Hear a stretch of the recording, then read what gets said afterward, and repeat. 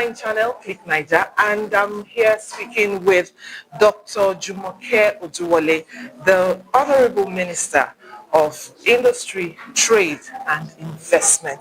It's such an honor to have you, ma'am. Thank you. The Domestic Investors Summit, the first of its kind.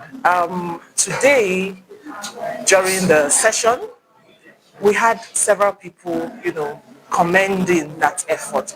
Let me ask, what brought this initiative, this innovation? How did it come about? Thank you. Thank you for having us. It's the Federal Ministry of Industry, Trade and Investment. I have the Permanent Secretary, Special Advisor, Director in charge of investment here. This was a directive from Mr. President.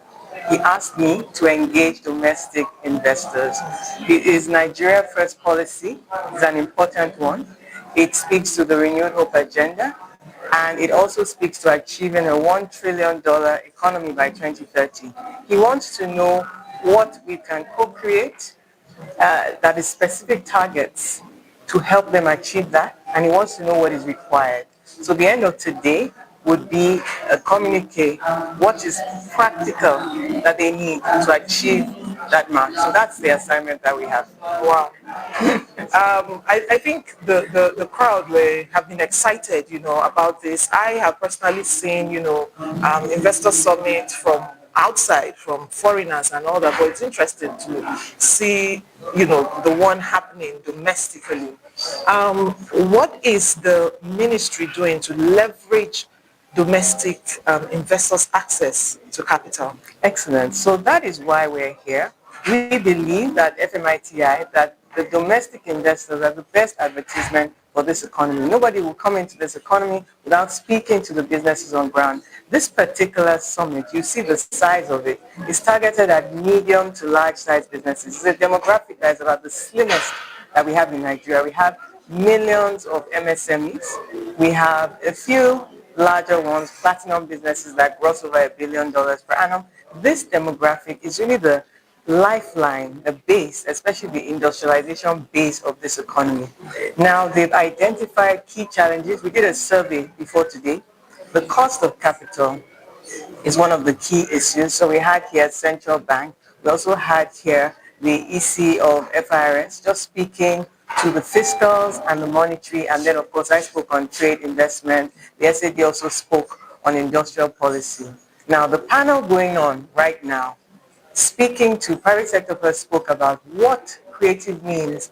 They talked about deepening of the capital market, talked about preparing state governments to issue more bonds, talked about how we can make sure that currently the government institutions speaking, you have Nexim, you have Development Bank of Nigeria, you have just explaining the kinds of products, Bank of Agriculture, Bank of Industry, what they fund, how they fund it, the kind of rates they give, the kind of sectors they cover, and so that private sector can really realize this is a co-curation. We're curating how we're going to deliver this assignment.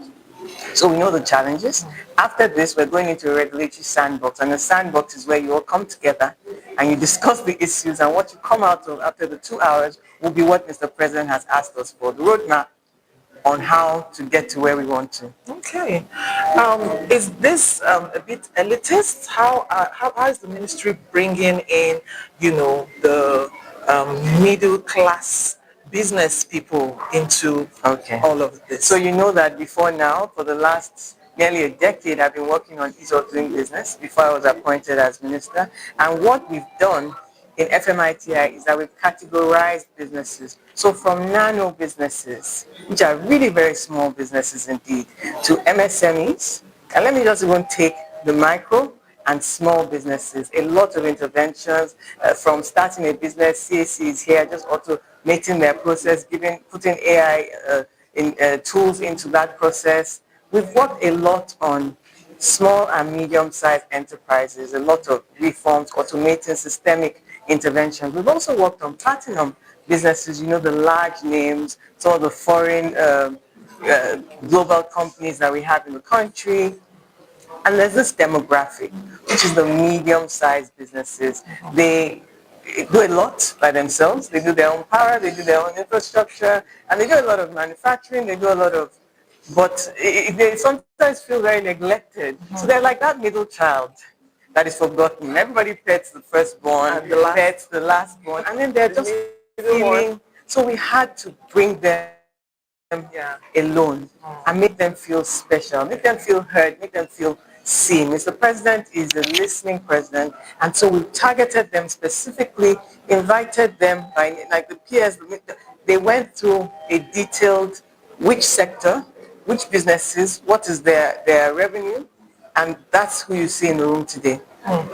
They have peculiar challenges, and they're the ones who can take us into more productivity. They're the ones who will export into AFCFTA, a $2.4 trillion economy across Africa. They're the ones who will take Nigerian products globally. And so they're the sort of manufacturing, industrialization, creativity powerhouse, supported by the MSMEs, because they are the ecosystem, they're the value chain that the MSMEs supply these medium-sized businesses, and then so it's a whole chain, and we mustn't miss them. Okay, so this sounds like inclusion to Yes, me. it is. And talking about inclusion, what is in there for gender inclusion and for women? Because we know that women do form a huge part of business in Nigeria. Well, again, we're leaders in that respect. At FMITI, we have a head of gender. We put a gender lens across all our interventions, whether it's from industry, whether it's investment focus, and whether it's on trade policy. I'll give you an example. AFCFTA, the Women and Youth Protocol, Nigeria, of course, has ratified. We've been active. So everything we do. So with export promotion, we have the AFCFTA program. We took female-led businesses to Namibia some time ago. When we started our air cargo corridor about a month ago with Air Uganda to 13 East and Southern African countries, we launched that program with female exporters. So you know, you can trust me, female exporters, female businesses are at the forefront of FMITI's intervention. Okay. But just before I let you go, I'm talking about products and standardization of products. How is the ministry assisting, investors in standardization of products and leveraging the AFCFTA? Good.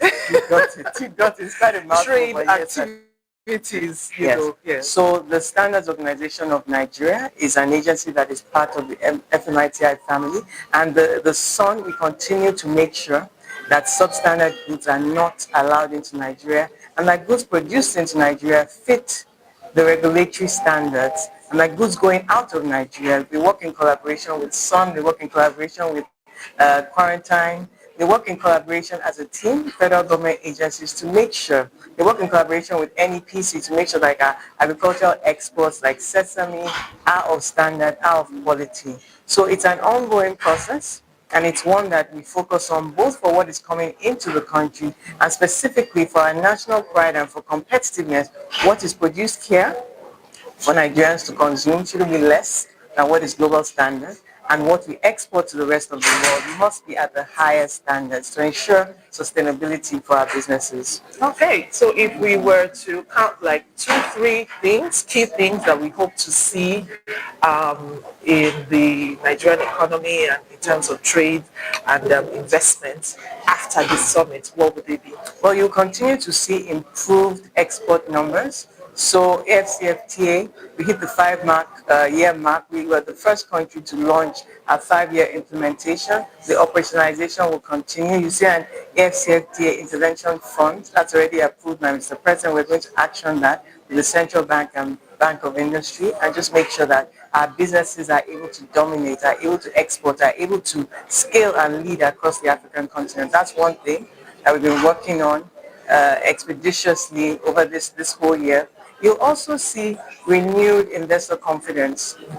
Domestic investors should be confident to retain their investments in Nigeria. There was a very vibrant presentation by Central Bank of Nigeria. The Central Bank governor has been particularly interested in this domestic summit. With the Ministry of Industry, Trade and Investment, we have a technical working group led by one of the deputy governors of Central Bank, Mohammed Sani.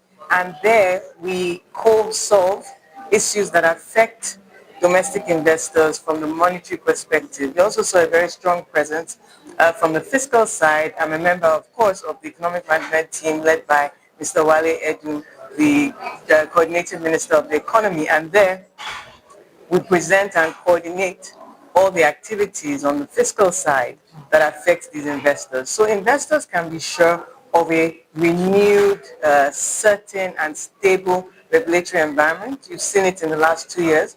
Even the toughest critics will know that Mr. President has been able to stabilize this economy. This is an inflection point. We promised that in 2025. And halfway through the year, you can see that we're not slowing down at all. And we just know that everybody should be bullish. The best is surely yet to come. I think at this point, congratulations is in place. Thank you. Thank you so much. I've been speaking with Dr. Jumoke Oduwole, the Honourable Minister of Industry, Trade and Investment. Thank you.